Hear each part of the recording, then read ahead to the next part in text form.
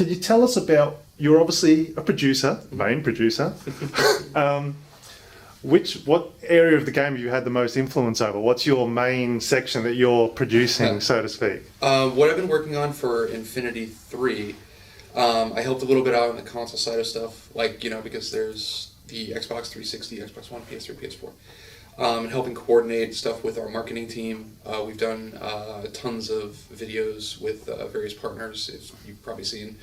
And also working with PR to make sure we can do events, and we have we're showing the right stuff at certain events. Yeah.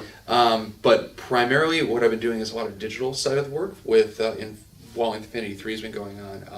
I've actually been working on a version of the game for Japan that is a port from Infinity 2 to a streaming service in Japan. So that's something I've been doing the last 4 or 5 months. But yeah, it's like something in the background that no one sees. But no, I mean, for 3.0 has been primarily coordinating with marketing and PR to see where we are with the game, what can we show.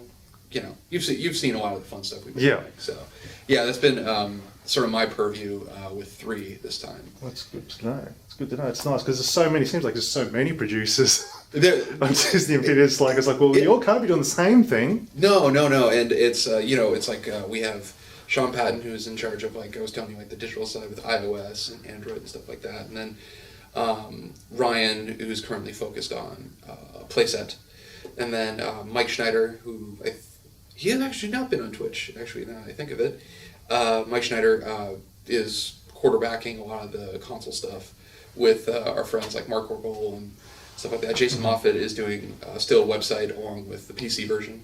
So yeah, it's like we're all divided up into different sections doing different things, and we try to make sure there's lines of backup for all the different sides of the business that we are working on, because Infinity is a big product. So it's like we make sure that we always have backup for everything going on.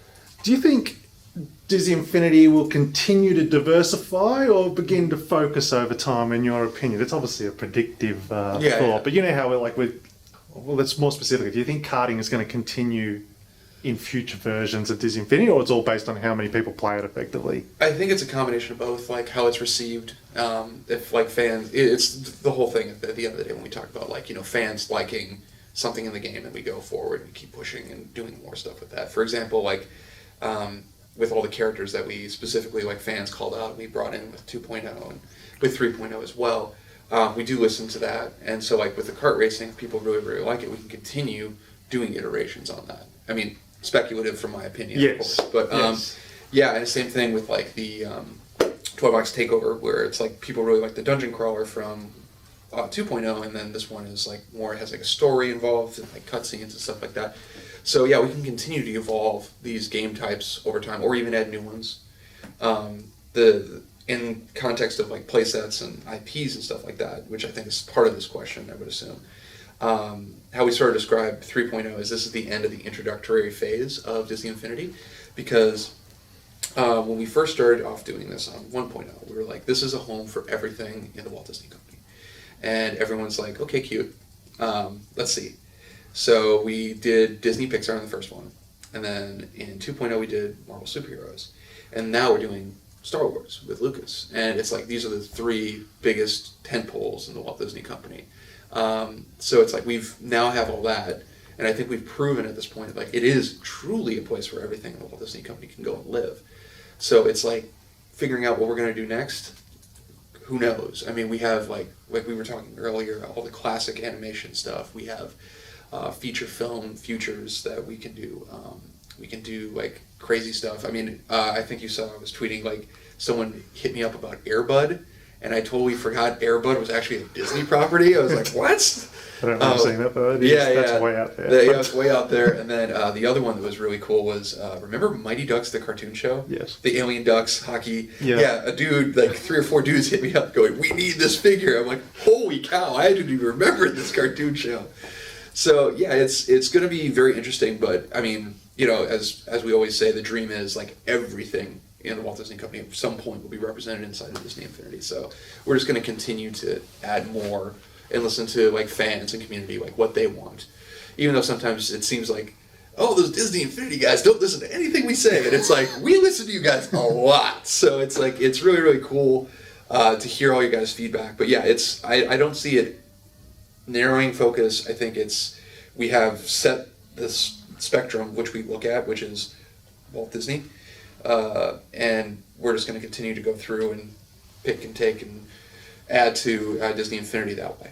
So can you give us an idea of how Disney Infinity has improved over 1.0, 2.0, and 3.0 where we are today? Yes. So in context, I assume you're like, okay, so we had 2 and now we have 3. What did we do that was bigger, better, more awesome? So with between 2.0 and 3.0, there was the big discussion about how we're going to add depth and breadth to playsets. As one example, and that's why we went and talked to like Ninja Theory and Sumo Digital, and went to all these external best-in-breed developers to bring them in to enhance our systems. Because, Avalanche, very, very talented studio, but there's no way you can be an expert in everything in a video game. So it made sense like, hey, we have lightsabers, sword combat, Ninja Theory. They really know how to do that. Racing, go to Sumo Digital. Like, they are, the premier, they make Sega Racing All-Stars. Like, they are a premier kart racing group. So that was one of the things we wanted to do to make sure like we could have a huge improvement over 2.0 to 3.0 and actually show like the game can have so many different layers and be so much more improved with those mechanics. Also, a big thing we did was remember how in the toy box for 1.0 and 2.0 we sort of just dumped you in it and it's like go build something, which is very intimidating for anyone 8 to 35. So basically, one of the big improvements we did is we created the hub, and the hub is a central living location where you learn how to do all these basic mechanics like platforming and building, driving, fighting, the whole new nature nurture mechanic where you have a farm, your interiors, Main Street, which has like the whole new social elements to it. Like we wanted to have a centralized location, and the best part is it's a living location. So like enemies spawn. I actually at one point was doing a demo over this past week, and literally a Star Destroyer showed up with a bunch of TIE fighters flying out, so I had to hop in an X-Wing and fly around, which was entertaining to say the least, where it's like, here, we're going to go on Main Street. Hold on, I need to get an X-Wing. So that's like a really, really great improvement that we've done. I think inside of there as well, with the Main Street stuff, we actually have done a really, really good job of more engaging the community. And with the El Capitan, where it's like, hey, you can now go watch Toy Box TV. You don't have to leave the game. You can just go here, and every week it's updated. And we also show the top 5 toy boxes that are featured every week. And then with Flint's Arcade, you don't have to be necessarily friends on Xbox Live anymore. We actually have matchmaking in the game. So it's like when you're playing a game, like for example with me, my nephews go to bed at 9. So when I'm trying to play a multiplayer toy box at midnight, I'm by myself. So now I actually have some matchmaking. I can go in and play those toy boxes when they're featured in Flynn's Arcade, and I can check them out. So yeah, that's just like a couple of them. Just off the top of my head, we've done a lot on purpose to make sure we've made sure that from 1.0 to 2.0 now to 3.0 that it's definitely leaps and overall with quality and just accessibility of the game itself. Interested to hear your thoughts on the current life cycle of Disney Infinity. How are you feeling about, not life cycle as how long it gets played for, but actually literally development time? I mean, what was it roughly the time that you had to build 3.0? It's about 2 years. About 2 years? So yeah, we started working on 3.0 back when we were still working on 2.0. Yeah. So that was sort of like an interesting sort of development story. So like Ninja Theory, prime example, like we announced at PAX last year, it's like, and here's Ninja Theory, they're helping us make figures. They were making figures but already learning how Octane works, so they could do the playset for Twilight Republic. And like literally like that was sort of like an interesting thing. Like they were already engaged with us and already working on that stuff. So yeah, it's been a lot longer than a lot of people know, but that's part of the Disney magic. Does it still feel tight though? Like you? Yeah, I mean, because the whole thing is we want to deliver something so amazing to like everyone who plays the game, and we want to make it like that much better. And we constantly, you've probably heard the stories, we constantly try to put stuff in, even up to the last minute. Like the guys at Avalanche are constantly tweaking stuff up into the last minute. Because we legitimately love what we do. We love making games. We love working with all this cool stuff and, being protective of these various characters and franchises and IPs. Like we want to show and shine bright. And so, Yeah, it can be intimidating, but we always try to make it the best we absolutely can. Do you think will continue to add developers and stuff to create like a Call of Duty situation where you've got entire teams working, you know what I mean, simultaneously? That is a great idea. But right now, no, it's Avalanche is the mothership, and we have all these, we're going down a path where we're tapping developers that we specifically need, where we like, hey, we want to do this type of game, let's go find this type of developer and have them join us. And that way we can leverage their expertise and then also leverage across the entire game.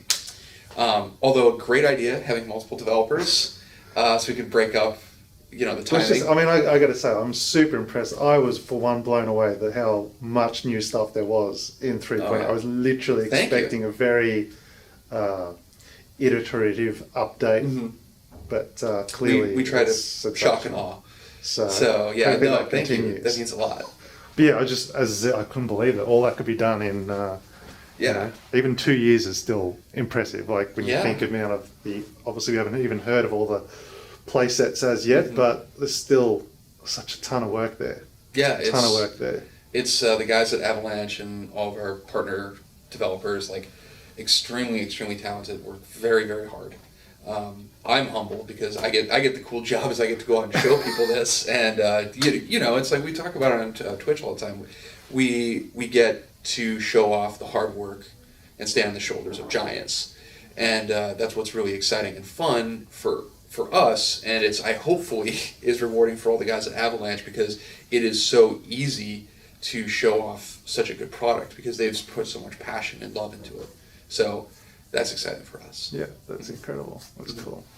I want to ask you about the increased community involvement as far as development's concerned and as far as producers, and everyone seems to have such a closer relationship with the community because of things like Twitter and Twitch and so on. So could you tell us about your experience and how you feel that has changed the way you are working and doing your job, so to speak? It definitely removes a layer of that curtain, that mystique of what we do, but it's great. I like being able to interact with fans, and everyone on the team does. And it's very, very new for us because, it's like the Twitch stream, it's like, how many episodes have we done? Like 10, 12? It's so funny because that's one of those things. It's like we're still trying to figure out how to do all this stuff. Like Twitch is hysterical because it's like the format, you may notice, changes a little bit from week to week because we've sort of refined it down. So that's cool. It's new and experimental.